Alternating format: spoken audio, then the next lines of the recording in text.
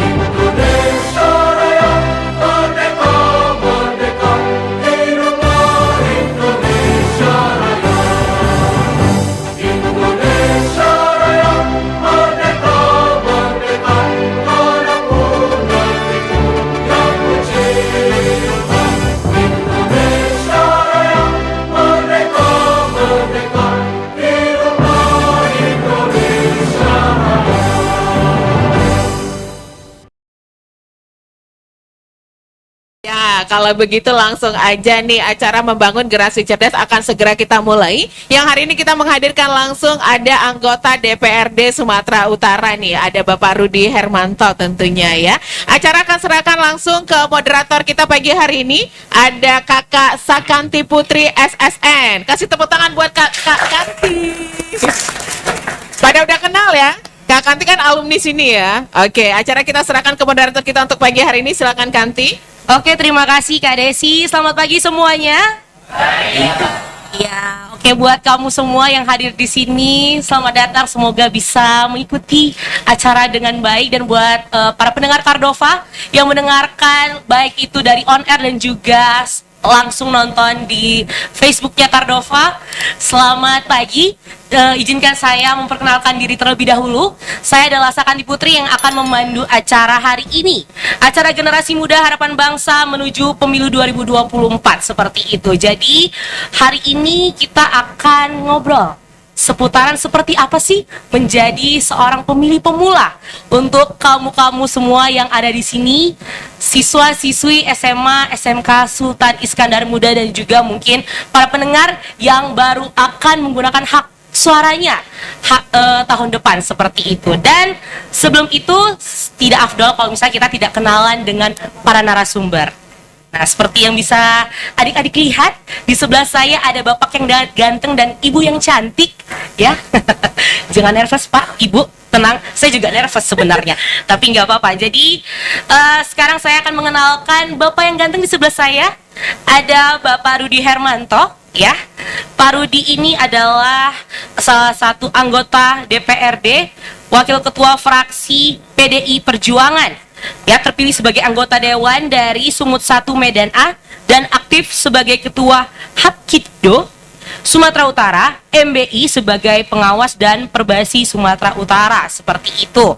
Dan Bapak Rudi ini lahir di Padang Sidempuan 19 Juli 1963, seperti itu. Dan lalu di sebelah Pak Rudi ada Ibu Sevana Evangelista, ya. Ini adalah guru PKN unit SMA buat kamu yang diajari PKN sama Ibu Sevana, sudah tidak asing ya. Dan juga beliau aktif menjadi salah satu tim pembuat chatbot Bineka, aplikasi tentang pendidikan multikultural yang didevelop oleh Yayasan Perguruan Sultan Iskandar Muda dan juga Indeka Foundation, seperti itu. Dan tanpa berpanjang lebar, sepertinya kita akan mendengarkan sesuatu. Oh iya, hampir terima kasih Kakak Desi, ya. Hari ini kita juga secara langsung di perpustakaan Yayasan Perguruan Sultan Iskandar Muda. Di sini sudah ada Ibu Ketua Yayasan, Ibu Vince. Selamat pagi, Ibu. Dan juga Ibu Kepala Sekolah SMA Sultan Iskandar Muda, ada Ibu Erisda, ada Bapak Ibu guru yang lain yang tidak bisa saya sebutkan satu-satu karena akan mengulur waktu, ya. Begitu kita langsung saja ke pemaparan narasumber pertama. Saya persilakan kepada Pak Rudi Hermanto untuk menyampaikan materinya. Waktu dan tempat saya persilahkan. Ya, terima kasih Mbak Sakanti yang cantik, Bu Desi, dan Bu Vince. Saya pagi ini dikelilingi wanita-wanita luar biasa. Hebat wanita Indonesia. Baru kemarin ya, Hari Perempuan Sedunia. Maka perempuan itu mengambil peran yang sangat penting untuk memajukan suatu bangsa dan suatu negara. Karena telapak surga itu di telapak. Terima kasih, selamat pagi, salam sejahtera buat kita semua. Para pendengar Kardofa yang luar biasa, berbicara tentang generasi cerdas, bukan hanya cerdas tetapi bijaksana. Bukan bicara election semata atau pemilihan, tetapi berbicara tentang bagaimana pemuda itu menjadi tunas bangsa, orang-orang yang akan mengambil alih kepemimpinan dimanapun di dunia ini, baik di lingkungan kecil keluarga maupun di lingkungan yang lebih besar sampai kota dan kemudian negara. Tidak mungkin presidennya itu terus kan. Fir'aun aja udah harus ganti. Jadi tidak ada seorang pun yang bisa bertahan. Tetapi yang paling penting bagaimana pemindahan suksesi ini menjadi baik.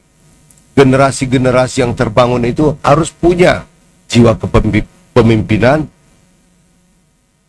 Kalau bagi saya, pemimpin itu harus berani ambil resiko. Harus bertanggung jawab dalam meraih pendidikan untuk merubah sebuah peradaban.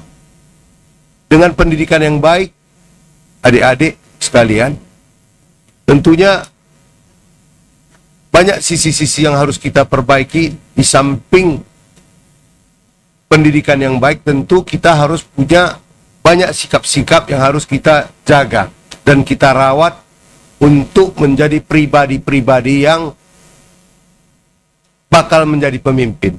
Mau jadi pemimpin, Dek? Mau jadi pemimpin? Atau jadi follower, pengekor saja? Karena itu pilihan kita. Kalau pemimpin itu harus bertanggung jawab. Kalau jadi pemimpin, anggotanya salah, siapa yang tanggung jawab? Pemimpinnya. Jadi tidak ada tanggung jawab dilempar kepada anak buah.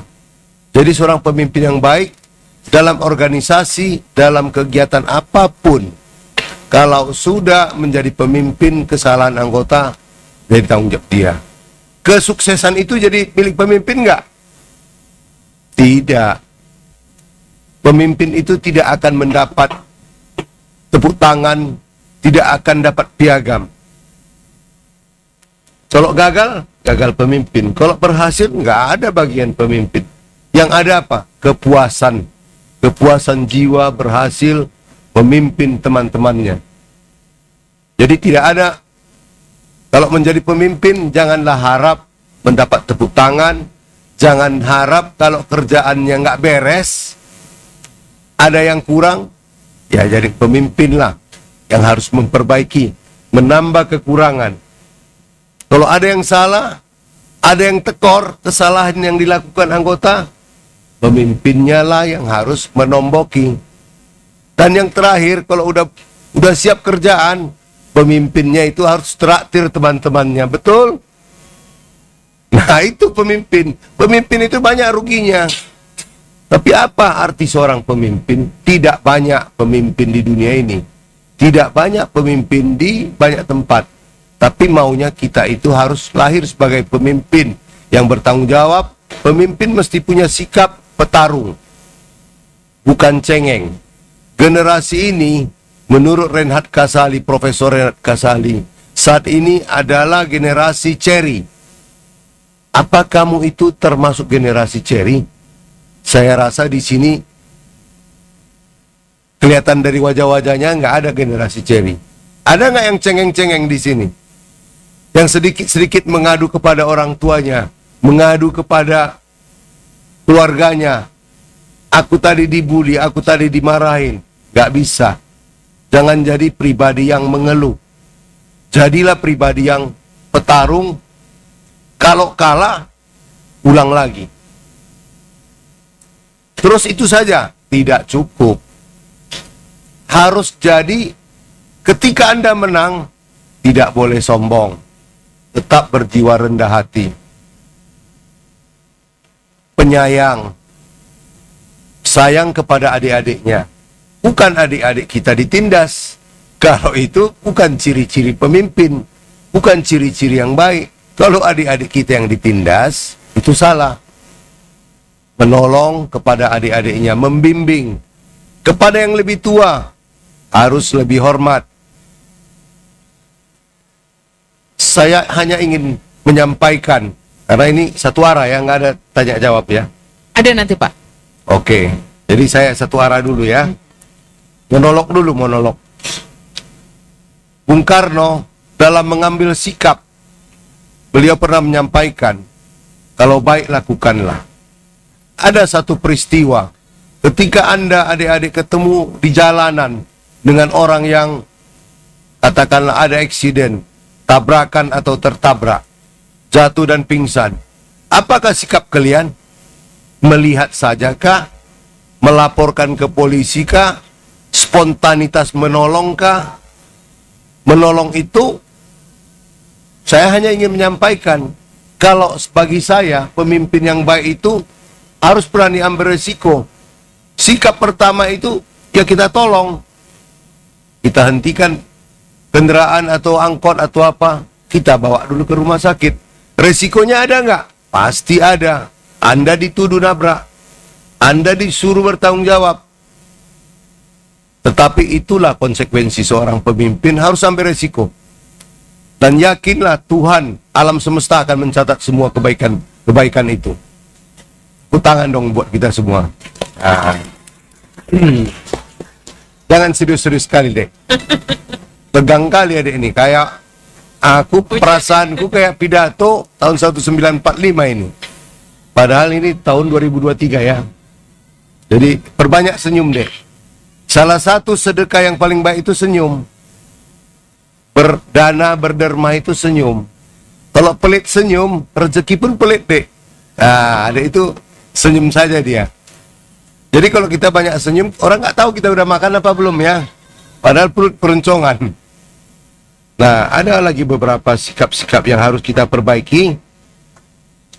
Salah satunya adalah, saya hanya ingin menyampaikan, Jenderal MacArthur, seorang jenderal yang paling sukses dalam Perang Dunia Kedua, dia itu masuk ke barak tentaranya. Apa yang dilihat pertama?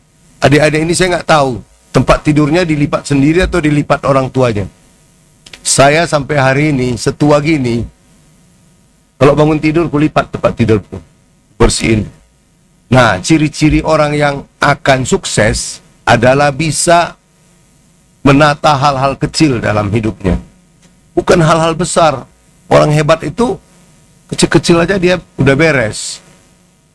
Nah, satu lagi, dalam menata manajemen waktu atau pilihan-pilihan pekerjaan, saya hanya menawarkan teori Vilfredo Pareto, skala prioritas.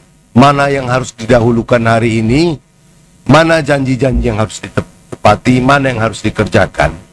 Kalau teman ngajak ngebakso, teman ngajak ngerumpi, sementara PR, ada tugas-tugas di rumah yang harus dikerjakan, ya kalianlah memilah, dan mana yang harus didahulukan. Biasakan itu. Pemimpin yang baik bisa mengerjakan hal-hal yang menjadi skala prioritas.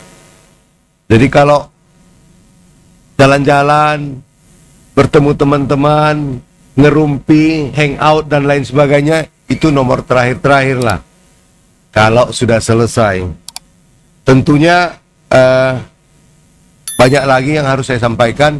Generasi muda sekarang, kita harus berjiwa, terkhusus kita di sini ya, berjiwa Pancasila, jadi Pancasila sejati yang menghargai perbedaan. Sebagaimana Yayasan Pendidikan Iskandar Muda ini sudah memulai 30 tahun lebih. Bagaimana adik-adik saya lihat dari berbagai suku dan agama, berbagai latar belakang yang tidak sama keluarganya, kaya miskin semua sama. Nah, Tuhan tidak menciptakan itu mesti sama. Kalau Tuhan itu kepingin sama semua, ya sama sipit semua. Kan nggak cantik ya.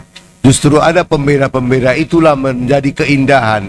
Taman Sari menjadi sebuah perbedaan-perbedaan yang harus kita satukan dalam sebuah persatuan yang dinamakan Indonesia.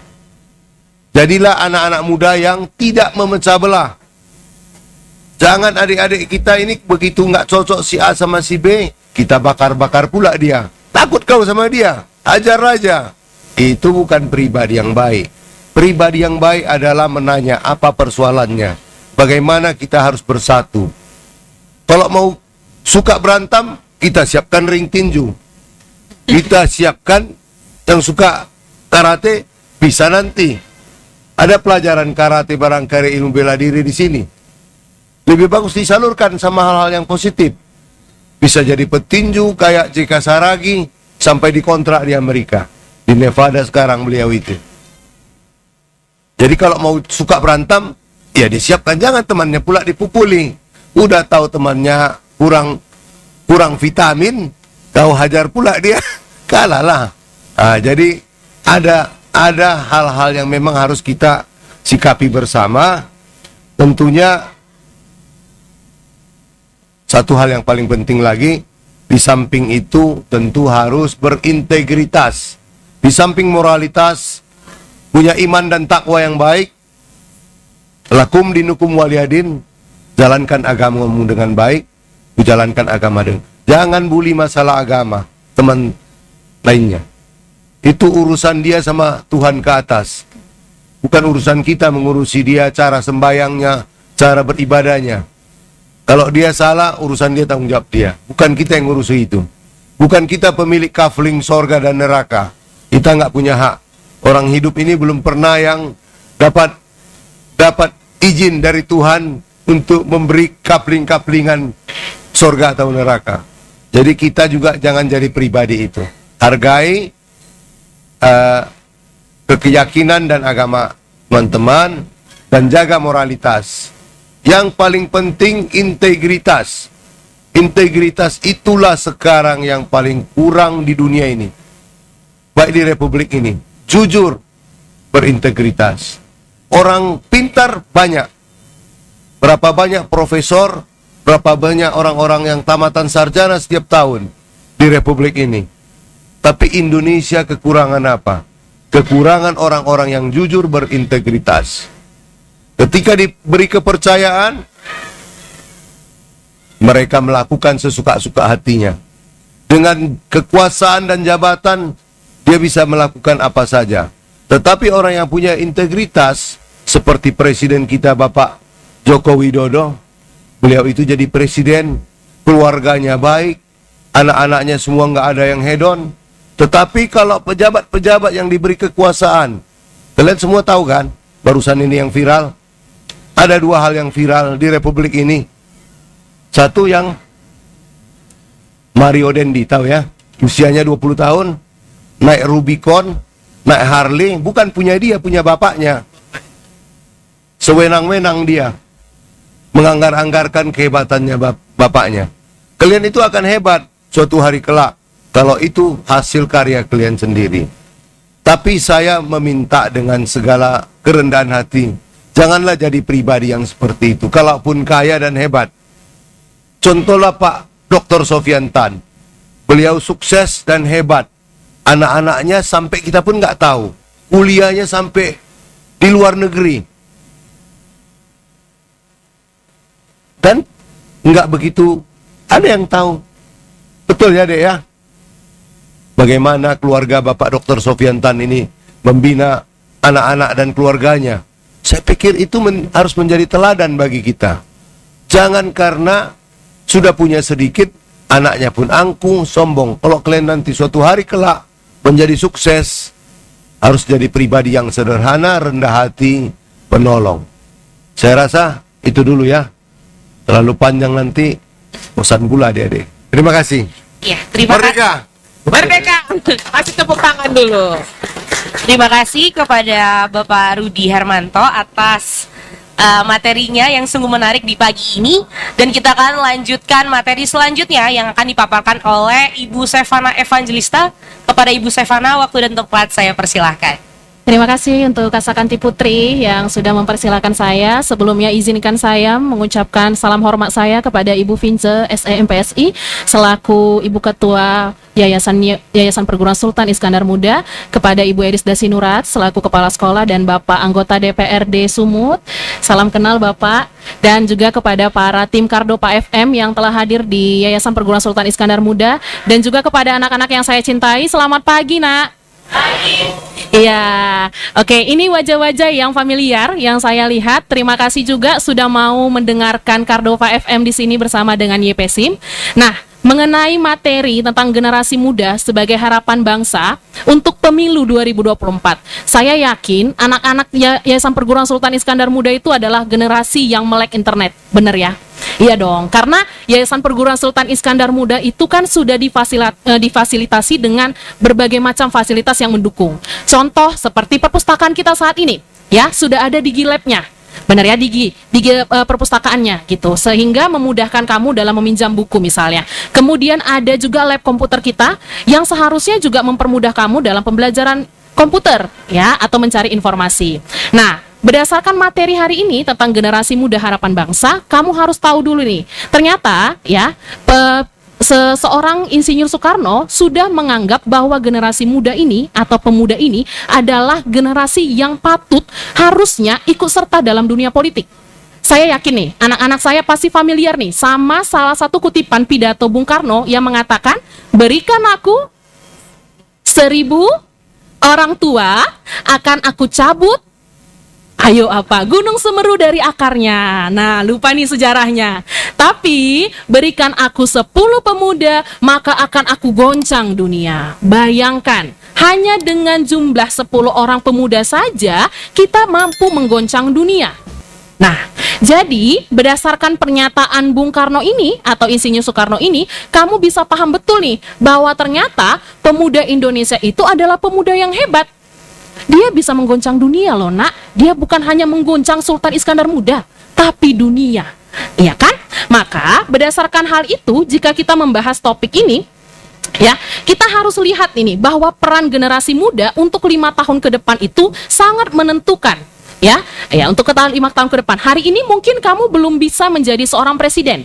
Ya, mungkin karena statusmu hanya baru saja menjadi seorang pelajar, ya, baru mau kuliah nantinya untuk menjadi seorang presiden di saat usia 17 tahun itu rasanya terlalu muluk-muluk harapannya, benar ya? Maka apa yang harus saya lakukan? Yang saya harus lakukan adalah saya harus melahirkan atau memilih seorang pemimpin, ya kan? Harus memilih seorang pemimpin yang visi dan misinya sesuai dengan harapan dan keinginan saya. Tapi amat disayangkan nih, ya, berdasarkan hasil KPU Nasional tahun 2019 menyatakan bahwa generasi muda sebanyak 30% sampai 40% yang memilih atau menggunakan hak pilihnya di TPS terdekat, ya, atau setempat. Bayangkan loh, dari 100% hanya 30% saja pemuda yang menggunakan hak suaranya. Berarti 60%-nya lagi itu golput. Apakah kamu mau jadi bagian dari golput nantinya? Jangan dong, ya kan? Ingat, kamu harus menjadi warga negara yang baik dengan menggunakan hak suaramu. Nah, berdasarkan hasil dari analisa KPU juga, banyak generasi muda yang memberikan alasan-alasan yang gak masuk akal atau bisa dikategorikan basi. Bahkan, seorang Najwa Shihab menyatakan bahwa generasi-generasi muda sekarang itu mulai apatis dengan pemerintah dan politik Indonesia. Apa yang mengakibatkan itu? Tentunya kalau misalnya kamu hidup di zaman saya di tahun 2014 pada saat saya pertama sekali menjadi pemilih pemula, kamu boleh bersikap apatis karena susahnya pada masa itu informasi mengenai kandidat-kandidat yang akan menjadi presiden misalnya, atau menjadi anggota DPR misalnya. Kalau sekarang di zaman yang serba canggih, kamu bisa scroll-scroll TikTok, bisa lihat-lihat Twitter, lalu kamu bilang kamu tidak mengenal kandidatmu, itu adalah omong kosong. Benar ya? Malu dong sama nenek-nenek kita dulu, ya, sama kakek-kakek kita dulu yang semangat 45 untuk ikut serta dalam pemilu di tahun 1955. Malu. Kita harus malu. Maka pada masa itu di tahun 2019 ada 5 alasan, ya, yang digunakan oleh pemuda, ya, pada masa itu. Yang pertama, tidak kenal kandidatnya sama sekali. Yang kedua, tidak mau tahu. Ya, tidak mau tahu. Yang ketiga adalah tidak merasa dirugikan ketika saya golput. Kenapa saya harus memilih? Orang golput juga nggak masalah kok. Gitu ya. Lalu yang keempat, tidak punya waktu. Padahal cuma 5 menit untuk 5 tahun, iya kan? Kemudian yang kelima adalah tidak tahu cara memilih dan tidak tahu di mana lokasi dia untuk memilih. Nah, berdasarkan alasan-alasan tersebut, akhirnya saya mencari tahu nih, bagaimana sih seharusnya para pemuda, ya, untuk pemilih pemula yang pertama sekali harus mereka lakukan. Yang pertama, anak-anak ibu, nanti kalau kamu sudah punya KTP, silakan kamu masukkan nik KTP kamu itu melalui cek dptonline.kpu.go.id. Ya, kamu bisa searching di situ. Atau kamu bolehlah sekedar searching dari Google cara mencari DPT, gitu ya. DPT online terdekat. Nanti itu akan keluar langsung TPS kamu di mana. Tapi nak, jangan khawatir, jangan sedih. Kalau misalnya nik kamu tidak terdaftar dalam beberapa TPS, kamu cukup datang ke TPS terdekat di rumah kamu, bawa KTP-mu, lalu kamu bisa memilih. Nah, segampang itu. Bayangkan waktumu cuma 5 menit, kamu bisa menentukan pemerintah yang akan memimpin kehidupanmu. Ingat nak, ingat satu hal, bahwa pemerintah yang berkualitas berasal dari pemilih yang cerdas. Ingat, kehidupan kita di Indonesia ini bagaikan kehidupan efek domino. Jika misalnya kita adalah masyarakat yang cerdas, kita akan memilih pemerintah yang berkualitas juga. Ketika pemerintah kita berkualitas, maka pembangunan nasional kita akan semakin lebih baik. Nah, satu hal yang harus kamu pahami, pembangunan nasional bukan hanya pembangunan infrastruktur. Misal, seperti Bapak Jokowi saat ini, ya, kamu harus ingat, Pak Jokowi bukan hanya membangun infrastrukturnya, tapi juga membangun masyarakatnya. Menjadi masyarakat yang 4.0, bahkan mau 5.0. Ya, berarti masyarakat yang bagaimana? Masyarakat yang melek internet, bukan hanya masyarakat yang tidak buta huruf. Ya, melek internet, menggunakan aplikasi yang bisa membantu memudahkan kehidupan. Nah, itu adalah pembangunan nasional yang terbaik. Bayangkan jika kamu bukan pemilih cerdas, memilih seorang pemerintah yang tidak berkualitas. Untuk apa pesawat yang hebat dikendarai oleh seorang pilot yang tidak tahu bagaimana cara menerbangkan pesawat? Nggak bisa kan, nak? Iya, jadi hari ini saya di tahun 2024, saya tidak mau melihat ada siswa-siswa dari YPSIM yang memilih untuk golput. Bisa? Oke, janji ya untuk memilih? Janji ya. Oke, jadi sampai jumpa di pemilu 2024. Jadilah pemilih yang cerdas untuk menghasilkan pemimpin yang berkualitas. Terima kasih. Kasih tepuk tangan. Baik, terima kasih kepada Ibu Sevana. Sungguh vibe-nya seperti lagi mengajar di kelas ya. Saya juga seperti jadi anak murid ini, ikut-ikut. Tetapi nanti akan kita lanjutkan kembali untuk sesi tanya jawab kepada narasumber yang ada hadir di hari ini. Dan sekarang mungkin saya kembalikan kepada Kakak Desi. Terima kasih Kanti, terima kasih Ibu Sevana, luar biasa sekali. Janji kalian ya, janji. Anak muda itu yang dipegang janjinya, ya kan? Kak? Manggilnya kakak atau ibu ini? Biar lebih mudah kakak aja lah ya Kak Desi ya. Oke.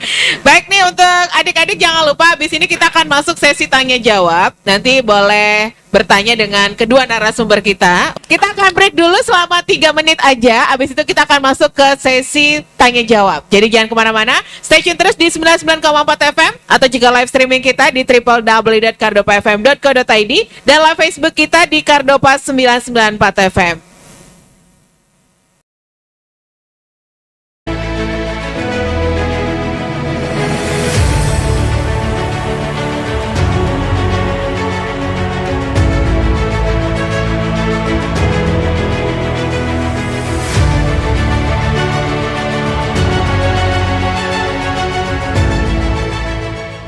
Menuju pemilu 2024. Sekali lagi saya ingatkan acara ini terselenggara hasil kerjasama Humas DPRD Sumatera Utara, Radio Cardopa 994 FM, dan tentunya Yayasan Perguruan Sultan Iskandar Muda. Biar semangat lagi.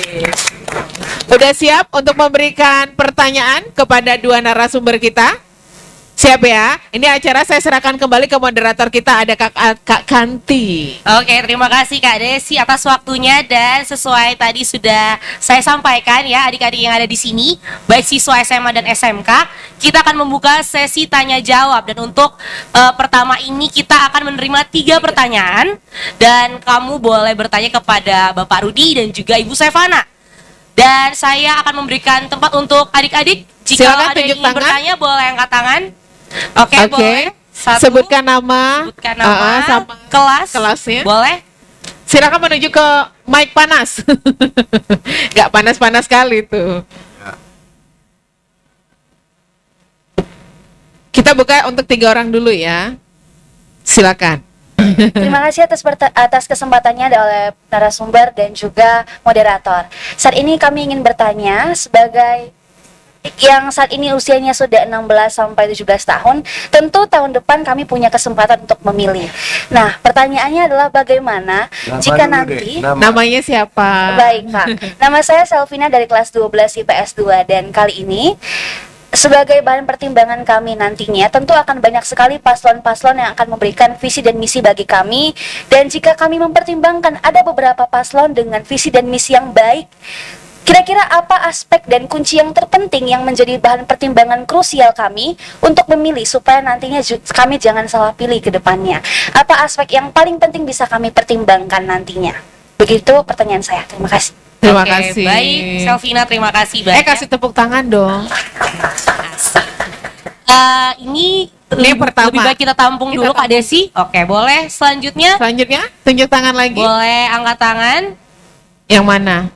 Ayo, jangan malu-malu. Ayo, jangan malu-malu. Ayo, nanti dapat hadiah. Dapat hadiah. Hadiahnya apa ya Pak Rudi, boleh tahu nih? Soalnya anak-anak kadang-kadang suka begitu Pak.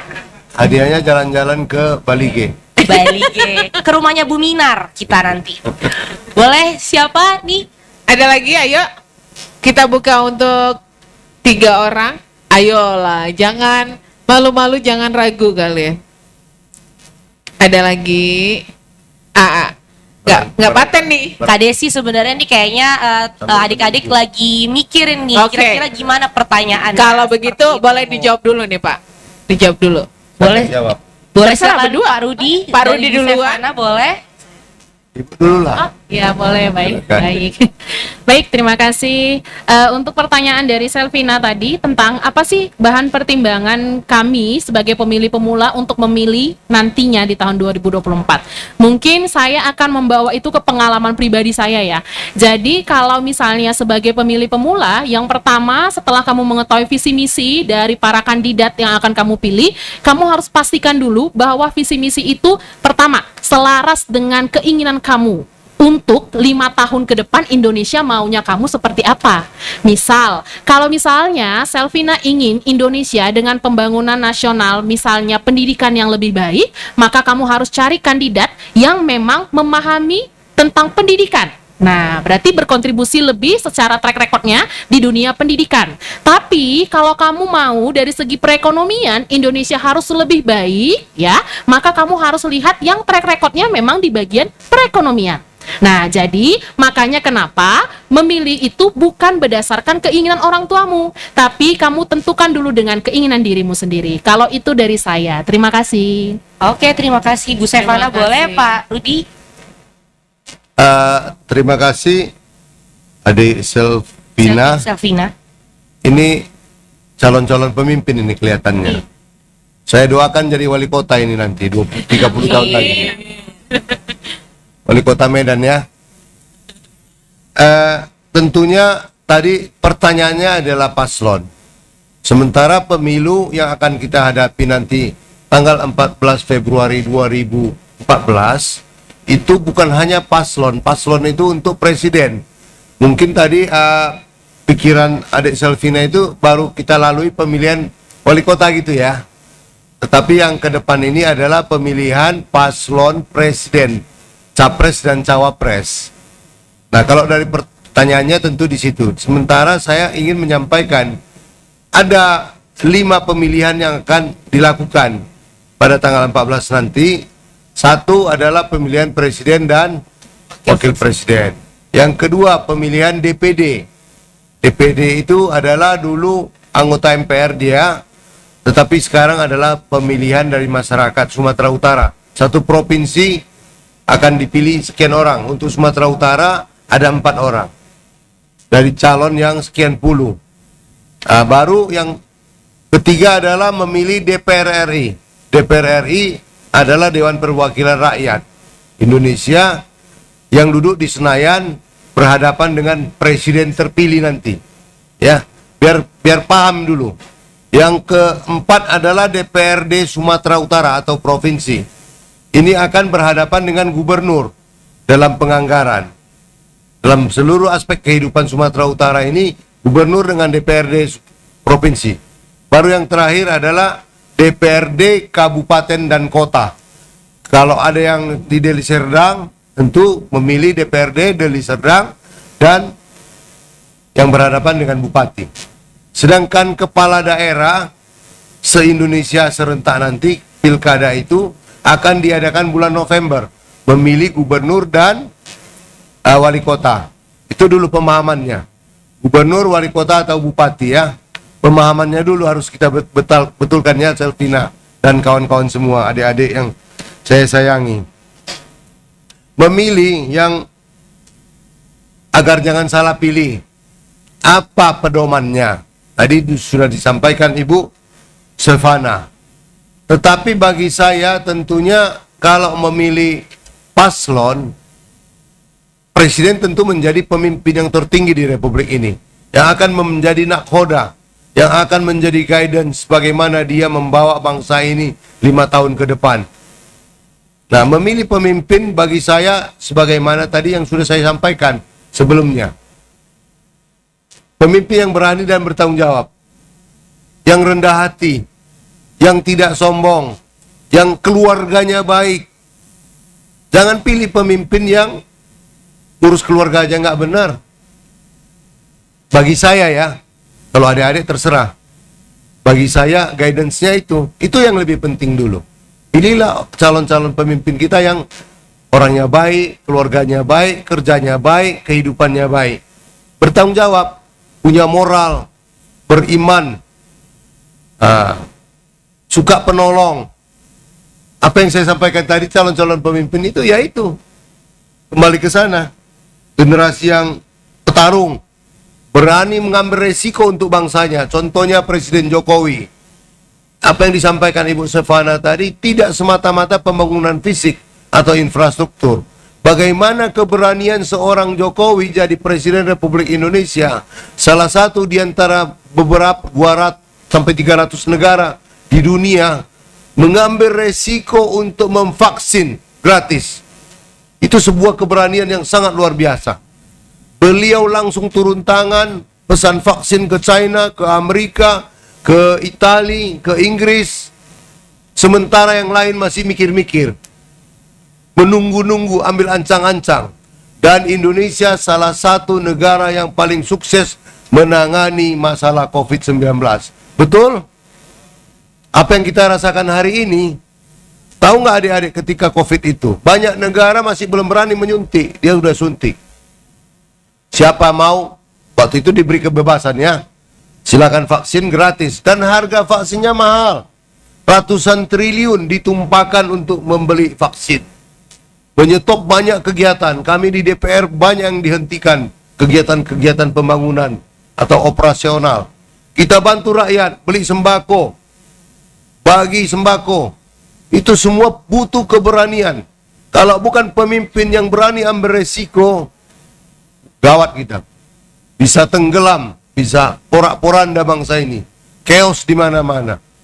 Tetapi seorang pemimpin yang punya visi, berani ambil risiko untuk bangsanya. Itu contoh pemimpin yang baik. Jadi itulah nanti Selvina, jadikan acuan. Jangan ambil pemimpin yang banyak cakap, pintar ngomong doang. Realisasinya, kalian buka track record dia. Kalau dia tadinya sebagai A, B, C, mungkin ada yang gubernur, ada yang bupati, ada yang mungkin jadi pemilik perusahaan, boleh saja, atau politisi. Lihat track recordnya ke belakang, apa yang disampaikan Ibu Sevana tadi. Bagaimana dia menata kehidupan dia sebelumnya. Itulah jadikan acuan. Supaya kita punya, nah tentunya yang paling pas di hati. Ya, saya pikir jangan terlalu memakai perasaan. Pakailah logika. Apa yang ada sekarang ini, semua gampang diakses. Lihat, si A ini kerjanya, si B ini. Apa semasa dia menjabat, apa yang sudah dikerjakan, apa hasilnya, apa ya dampak yang dirasakan oleh rakyat yang dia pimpin. Kalau rakyatnya aja mengeluh, boro-boro mau jadi presiden, jadi kerjaanmu aja tak beres. Nah, tapi itulah nafsu. Silakan, negara kita tidak menghalangi sepanjang aturannya diikuti. Sepanjang partai politik memenuhi syarat kecukupan untuk dicalonkan jadi presiden. Itu minimal 20%. Ya, undang-undang. Biar adik-adik tahu, mana tahu besok. Nah, adik ini siapa namanya, Dek? Siapa? Charlie. Mana tahu Charlie mau jadi capres nanti kan? Boleh aja. Tapi karena memang syaratnya belum cukup, nggak bisa. Meskipun ada partai politik mau mendukung kamu. Syaratnya belum tamat SMA. Jadi itu kira-kira Dek sebagai panduan yang saya sarankan. Lihat track record, lihat apa perilaku dia, apakah hidupnya hedonis, urak-urakan, sombong, bergaya yang membuat kita kurang nyaman. Indonesia ini kan luas. Kita butuh pemimpin yang bisa menjadi ikon, menjadi idola untuk rakyatnya. Ya, bukan aku bilang karena Jokowi itu presiden kita saat ini yang bagus. Ya memang bagus. Di antara kepala-kepala negara di dunia, beliau ini termasuk pemimpin idola. Bahkan pertemuan yang terakhir KTT 20 di Bali dilaksanakan tuan rumahnya Indonesia. Itu presiden-presiden lain minta foto sama beliau. Ayo selfie dulu. Nah, artinya kan dari situ udah kelihatan presiden yang merakyat, sederhana, sehingga disenangi oleh banyak kepala-kepala negara, oleh banyak rakyat di negara-negara lain, bukan hanya kita. Segitu dulu dari saya. Baik, terima kasih Pak Rudi. Buat tepuk tangan buat Pak Rudi. Oke, kalau begitu saya kasih kesempatan untuk Siapa yang mau para bertanya lagi? siswa-siswi, adik-adik. Tunjukkan. Silakan Dev, silakan silakan. menuju mic. Sebentar satu dulu ya. Baik, terima kasih atas kesempatannya. Izin memperkenalkan diri. Nama saya Dev Vincentius dari kelas 12 IPA 5. Yang ingin saya tanyakan, Namanya dek kurang jelas tadi. Dev Pak namanya, Dev. Dev, D-A-V-E Pak. Oke. Silakan dilanjutkan Dev. Setiap tahunnya Indonesia itu kan selalu melahirkan generasi-generasi baru. Pertanyaan saya itu, mengapa setiap orang atau setiap individu selalu mengharapkan generasi-generasi baru yang masih awam dalam berpikir dan tahu dalam segala aspek dibandingkan generasi yang sudah dewasa, yang sudah lebih bijaksana dalam segala aspek? Apakah yang diharapkan generasi dewasa ini kepada generasi yang lebih muda, ataukah apa yang menjadi pembeda antara generasi muda ini dari bandingkan generasi yang dewasa, sehingga orang lebih berharap terhadap generasi yang baru atau yang muda ini? Sekian, terima kasih. Oke. Oke. Tepuk tangan buat Dev dulu semuanya. Ya, silakan. Boleh, Ya. silakan. Yang berikutnya.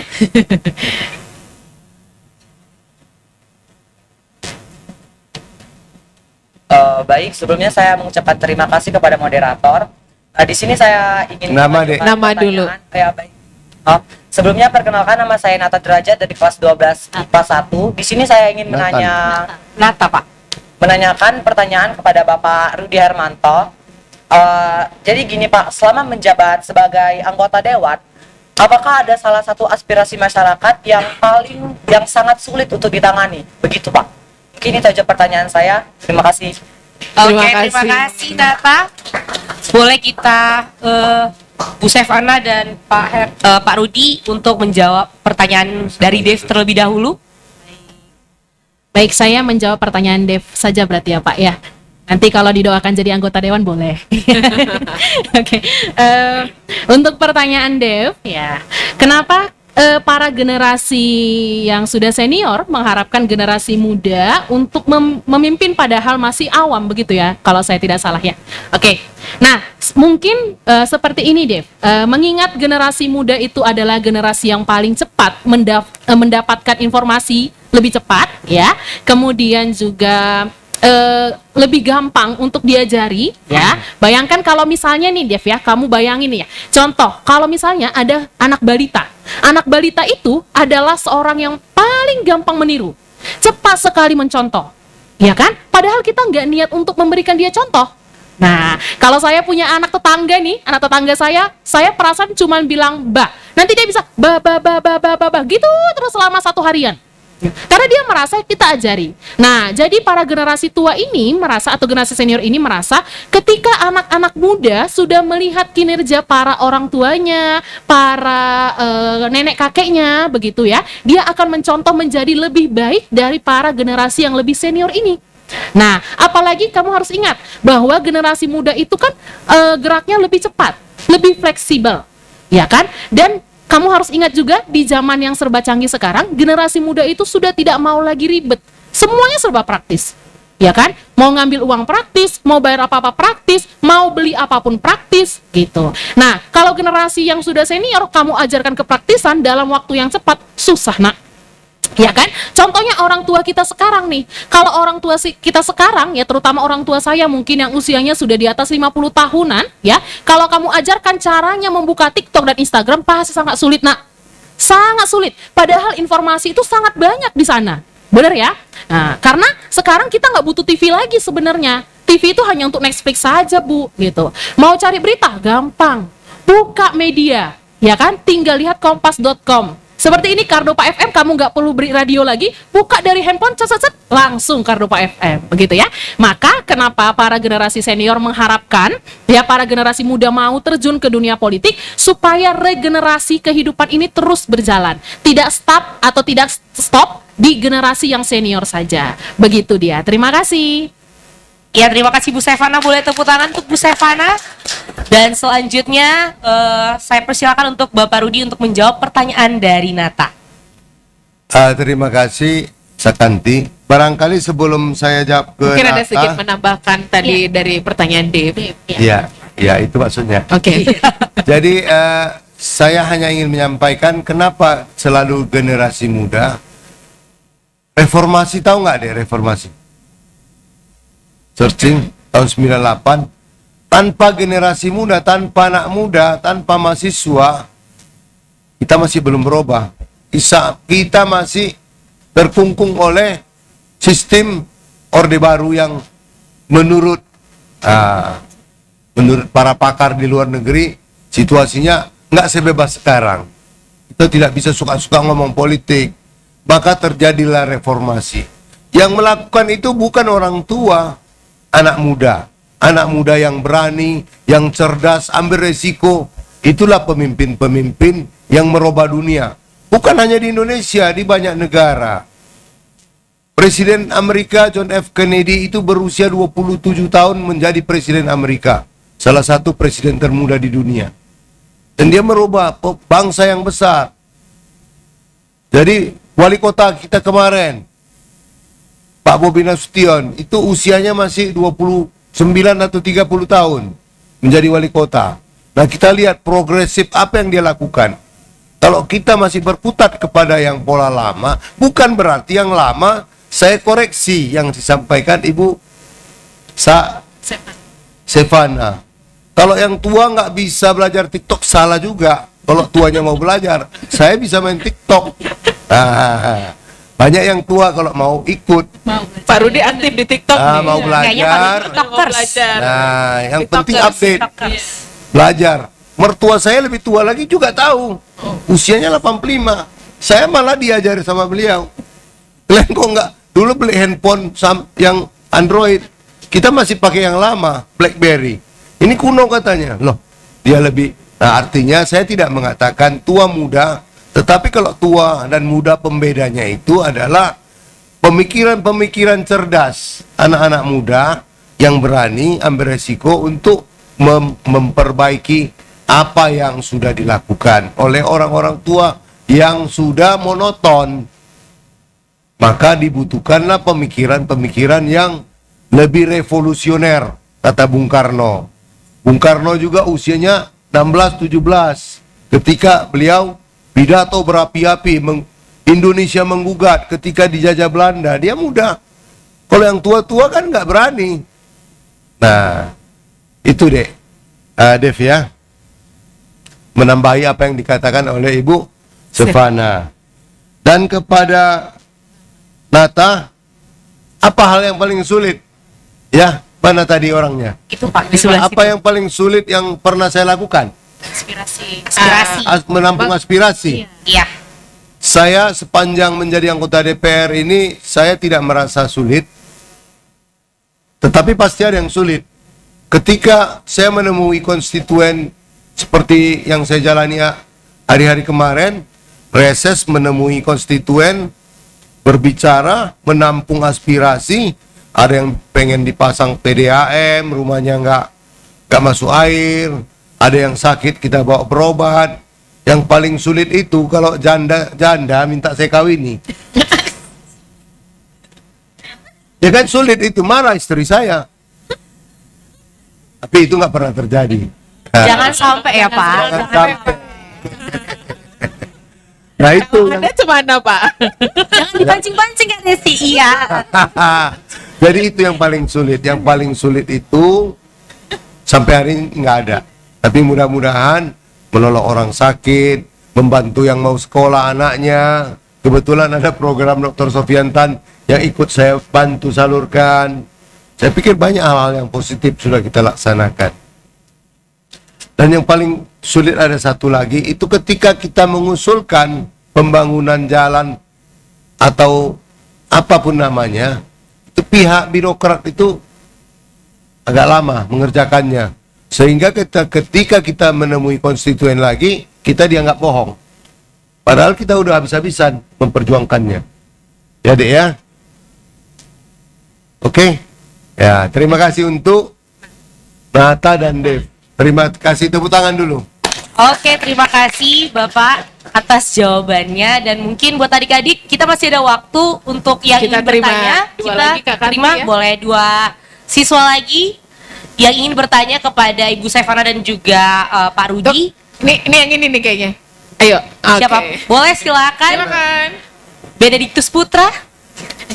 Siapa Mengambil namanya? namanya Benediktus Putra, Kak Desi. Panggilannya Putra. Gak mau dipanggil Putra. Benedik katanya. Terlalu ganteng namanya. Bukan terlalu kan agak ribet nyebut nama. Silakan Putra. Selamat siang para narasumber Pak Rudi Hermanto dan Ibu Sepana. Sebelum saya bertanya, terima kasih atas kesempatannya bisa ngasih saya kesempatan bertanya ya Pak ya. Saya mau bertanya terutama untuk Bapak sebagai anggota DPRD Sumut. Pertanyaan saya, apa sih peran DPR Sumut untuk negara atau untuk masyarakat, terutama itu bagian di pendidikan, Pak. Terima kasih. Terima Baik. kasih Putra. Terima kasih. Ini kita langsung jawab aja atau gimana? Terima satu lagi aja. Terima satu lagi Biar apa? langsung jawabnya. Boleh, ada, silakan. Yang ujung dulu. Bentar ya. Nanti dapat 3 dua masih gitu. bisa ya Pak? Tiga, boleh. Oke, yang ujung-ujung. Namanya ya. Selamat pagi Pak, Ibu. Perkenalkan nama saya Nur Kalisa dari 11 Akuntansi Lembaga 2. Jadi di sini saya ingin bertanya, kemarin itu saya kan iseng di searching tentang internet. Nah kebetulan Pak, saya baca berita atau isu tentang DPR yang demo sama mahasiswa ataupun masyarakat Pak. Selain itu, isu DPR yang korupsi juga ada. Apakah isu atau berita itu benar? Terima kasih Pak. Bu. Baik, terima Oke, kasih. terima kasih. Yang terakhir nih, silakan.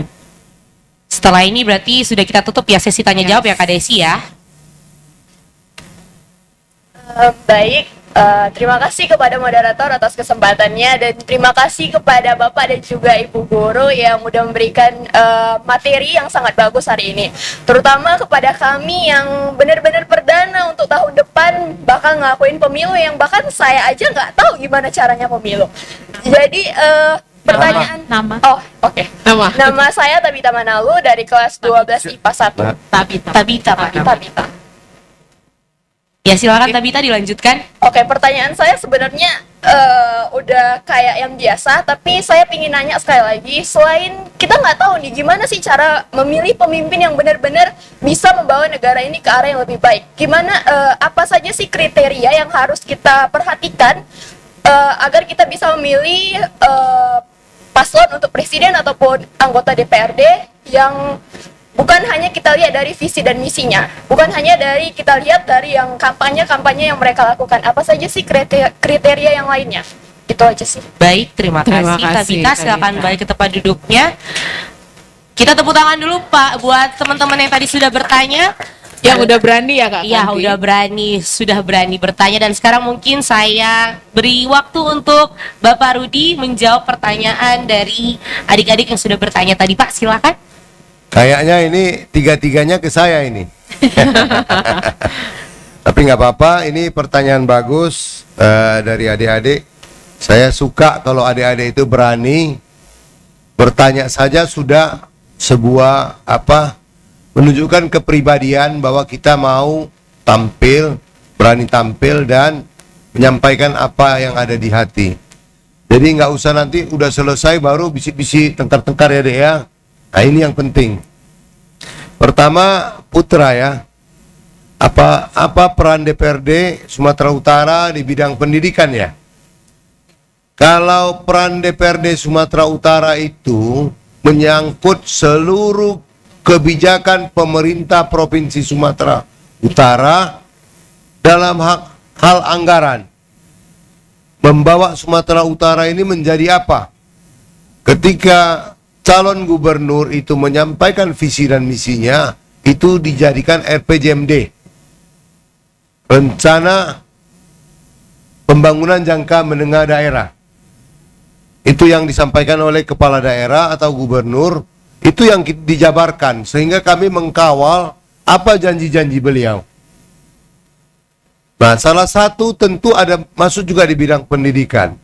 Sementara bidang pendidikan oleh DPR RI Komisi 10 Dr. Sofyan Tan sudah kasih banyak bantuan-bantuan untuk sekolah maupun kuliah.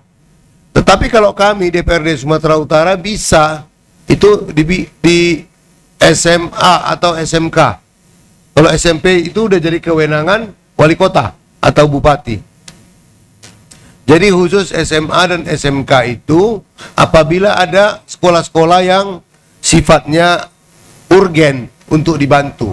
Contohnya di daerah-daerah pedalaman, pinggiran, ada sekolah yang rusak, bocor, mobilernya udah nggak layak, itu mereka sekolah boleh mengajukan ke Dinas Pendidikan Provinsi atau melalui kami DPR untuk kami beri atau kami lihat seberapa besar kebutuhan yang akan dipenuhi untuk memperbaiki proses belajar mengajar tersebut.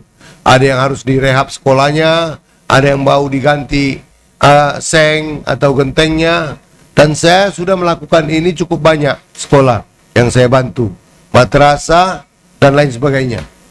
Ya dek ya, untuk putra kira-kira itu.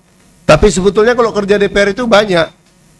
Juga dalam kesempatan yang berbahagia ini kepada ibu guru, ibu kepala sekolah dan yayasan, saya sangat harapkan anak-anak dari Yayasan Pendidikan Iskandar Muda berkenan hadir di DPRD mengunjungi saya. Nanti akan saya sampaikan apa tugas pokok dan fungsi DPRD Sumatera Utara itu. Kira-kira ibu kepala sekolah atau ibu guru, ibu kepala sekolah izin, nanti saya harapkan saya undang ya, sekaligus pada kesempatan ini disampaikan kepada yayasan maupun sekolah mengunjungi saya. Tinggal nanti cari waktu yang tepat, saya siapkan makan siangnya. Nah, tepuk tangan dulu. Pak, satu Pak, terkait pendidikan. Ini bisa nggak sih DPRD Sumatera Utara itu memberikan beasiswa ke siswa-siswi yang berprestasi gitu Pak? Sangat bisa, Bisa kan, tetapi yang lebih bisa itu Komisi 10. Komisi 10. Ibu mau saya boleh bantu, tapi tentu melalui tangan saya atau tangan Pak Dr. Sofiantan nanti bisa kita bantu. Mau pribadi atau langsung ke ini ya gitu? Ya. Dan Pak Dr. Sofiantan sudah banyak melakukan itu. Ya. Ya, kalau untuk sekolah nggak usah takut.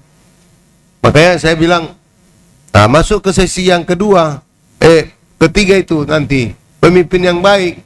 Saya loncat dulu ya ke pertanyaan Tabita. Pemimpin yang baik itu ya pemimpin yang sudah duduk kerjanya baik. Contohnya tadi kalau dia legislatif, saya langsung ambil contoh Pak Dr. Sofiantan. Beliau itu terpilih jadi DPR RI.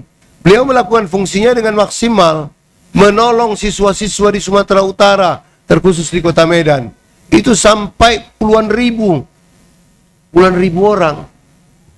Dengan kemampuan lobby beliau mendekati menteri, itu kan lobby, itulah politik. Kalau kamu jauh-jauhi menteri ya kamu nggak dapat jatuh. DPR itu banyak deh, 560 orang DPR RI. Tapi yang punya hak, yang mendapat porsi, katakanlah Komisi 10 itu ada 20 orang, contoh ya. Apakah semua bisa dapat jatah yang sama? Enggak. Perlu lobby. Pak, saya butuh loh, ini sekolah saya. Makanya Pak Dr. Sofiantan ajak menteri kemari. Sudah 2 kali ya Bu ya, adik-adik ya. Menteri Pendidikan bisa 2 kali dibawa kemari, bukan persoalan gampang loh dek. Menteri itu orang sibuk, yang mau dia urus seluruh Indonesia. 34 provinsi. Kecamatan, kabupatennya berapa? Kabupatennya. Tapi beliau bisa undang, itulah hubungan dekat. Maka di samping lobi politik, lobi personal, bagaimana beliau meyakinkan bahwa sekolah ini dibangun untuk menolong anak-anak, menolong siswa-siswa yang tidak mampu, mengkuliahkan anak-anak yang pintar, berprestasi dan tidak mampu. Dr. Sofiantan itu betul-betul luar biasa. Bagi saya pribadi yang sangat luar biasa. Jadi lihat track recordnya kalau dia DPR caleg. Lihat orang-orang yang sudah berbuat. Jangan yang akan berbuat masih menjual mimpi dan tukang tukang obat. Saya tidak mengatakan saya baik. Adik-adik bisa lihat siapa Rudi Hermanto, lihat di Facebook, lihat di YouTube Rudi Hermanto Sumut, apa yang sudah saya kerjakan. Kalau ingin sedikit promosi nih, izin ya, boleh? Saya sudah lakukan pembangunan masjid, gereja, dan wihara. Saya udah bantu. Kalau masih ada adik-adik yang kira-kira ada yang mau disampaikan, boleh kasihkan ke saya. Saya sudah bedah rumah orang-orang tua yang tidak mampu pakai uang pribadi dan bantuan teman-teman, bukan pakai dana pemerintah. Dan saya sudah lakukan apa lagi? Membawa anak-anak yang sakit ke rumah sakit berobat gratis. Anak-anak yang dibiarkan di rumahnya terlantar stunting. Kalau kamu lihat dek, masuk ke rumah aja nggak berani. Itu rumahnya sudah jorok, orang tuanya tidak benar karena narkoba. Anaknya ditinggal, ada di YouTube saya. Anak stunting. Itu sampai menangis saya. Berantem saya sama camat lurahnya. Di mana peran mereka? Lurah, kepala lingkungan. Apa dibiarin tetangganya sampai nggak makan? Ada anak kecil umur 7 tahun. Wah, karena nggak ada slide ya. Kalau ada boleh dilihat itu. Itu luar biasa pengorbanan. Jadi saya bukan mengatakan saya baik. Kalau saya terpilih lagi, syukur alhamdulillah. Tetapi minimal lihatlah orang-orang yang sudah bekerja, sudah mengabdi untuk bangsa ini. Tidak sekedar mencari nama. Saya tidak kekurangan apa-apa, tapi karena saya menyayangi republik ini, menyayangi bangsa ini, melalui partai politik yang saya yakini bisa menjalankan visi dan misi yang sama dengan saya, disitulah saya bekerja. Jadi tadi ke yang 3 ini ya, pemimpin yang baik, paslon yang baik. Paslon yang baik itu ya tadi, pemimpin-pemimpin yang punya integritas, yang sudah saya sampaikan dari awal. Adik-adik boleh lihat, kalau ada 2 atau 3 pasangan, lihatlah siapa mereka, apa yang mereka sudah kerjakan dan akan kerjakan. Yang disampaikan ibu tadi, Ibu Sapana, yang sesuai dengan keinginan kamu. Apakah pemimpin ini yang cenderung ke bidang pendidikan, ekonomi, dan apa sebagainya. Tapi bagi saya pemimpin itu tidak bisa sektoral. Pemimpin itu harus memikirkan seluruh kehidupan rakyat Indonesia. Mulai dari cabai, minyak, sampai perguruan tinggi. Semua kompleks. Pemimpin itu nggak boleh parsial. Tapi ada skala prioritas. Nah itu tadi Vilfredo Pareto. Apa yang paling dibutuhkan bangsa ini saat ini? Undang-undang yang diamanatkan undang-undang itu, anggaran pendidikan itu berapa persen? 20-30%. Makanya hari ini adik-adik, pendidikan Indonesia ini salah satu negara yang menganggarkan anggarannya untuk pendidikan yang paling besar Indonesia. Yang kedua, kesehatan. Tidak ada cerita orang Indonesia itu sakit dan terlantar. Kalau masih ada orang-orang yang hidupnya seperti yang saya katakan tadi, saya temukan stunting, dibiarin, itu yang salah negara. Penyelenggara negara yang salah, yang saya marahi. Camat lurah sampai datang kepala dinas, saya marahin mereka.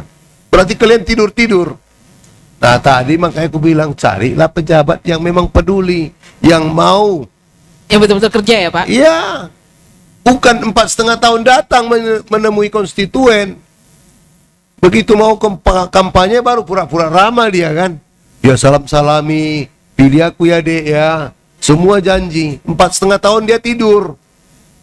Nah, pilihlah orang-orang yang memang terus bekerja untuk rakyat sepanjang hidupnya. Kalau bisa, kalau saya tanpa jadi DPR, saya tetap membantu juga. Oke, Pak, ini terkait waktu, Pak. Yang kedua, yang kedua korupsi. Apa? DPR demo ya? Iya, DPR demo yang dan korupsi tadi. DPR-nya di demo ya dek ya.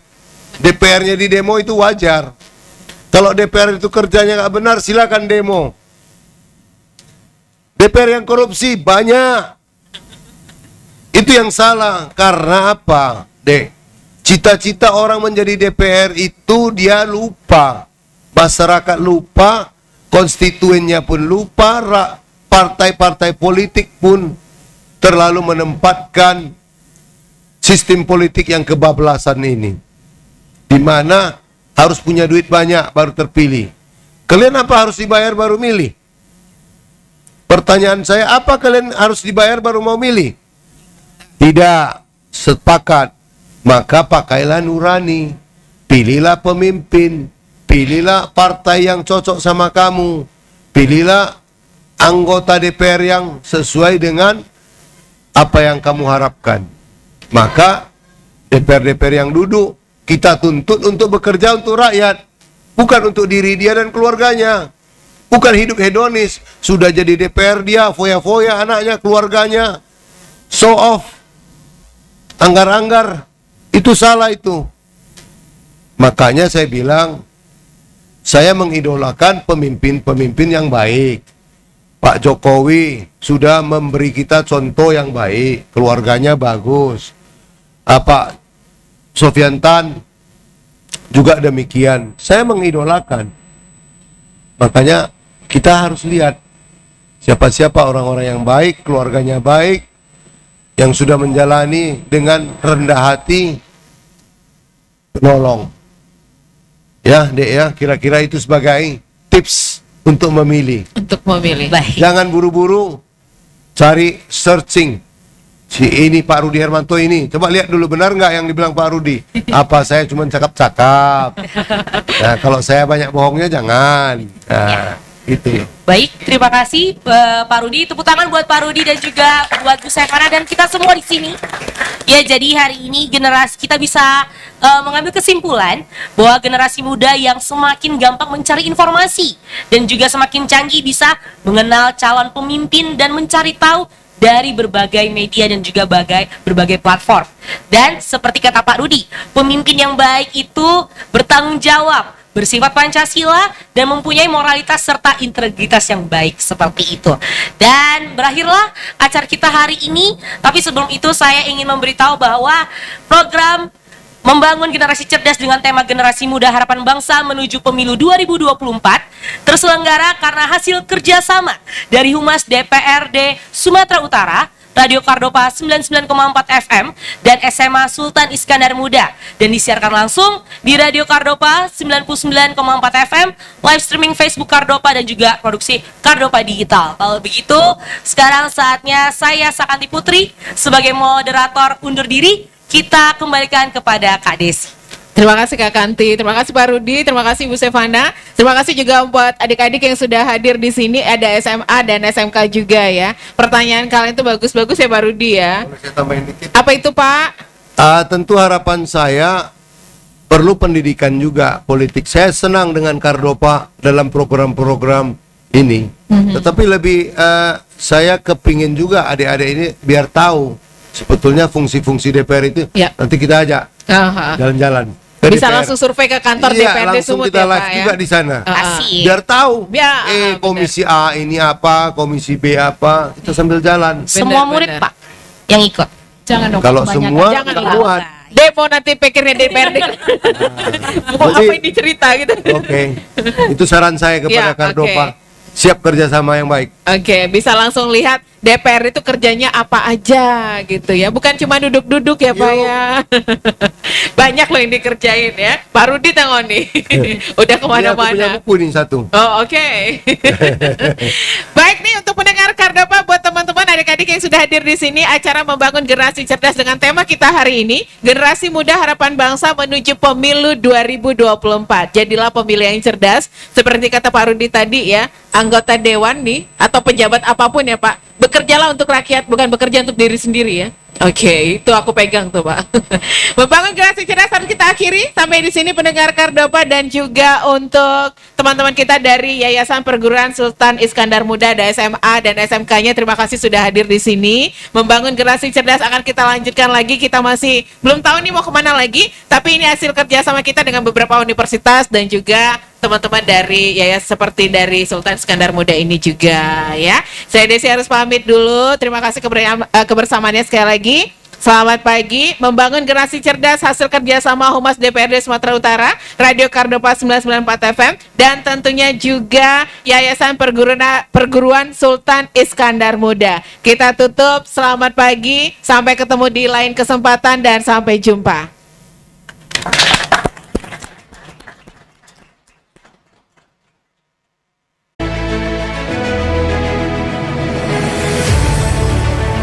Generasi muda. Hebat. Generasi muda. Pancasila. Generasi muda. Merdeka.